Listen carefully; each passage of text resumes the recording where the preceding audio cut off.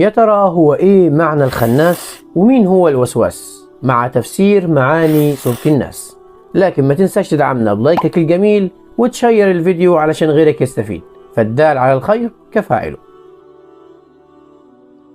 يقول الله تعالى: بسم الله الرحمن الرحيم.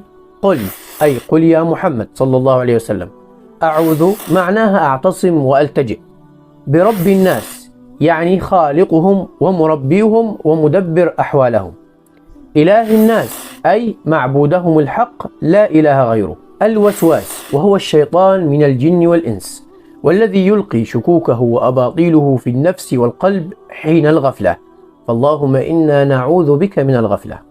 والوسوسة هي الحديث الخفي غير المسموع. الخناس وهو الذي يختفي ويهرب عند ذكر الله من الجنة والناس، يعني الوسواس الخناس ده بيكون من الجن أو من بني الإنسان، اللهم إنا نعوذ بك منهم. في الآخر ما تنساش اللايك والشير علشان غيرك يستفيد. دمتم في أمان الله، صلوا على رسول الله. السلام عليكم.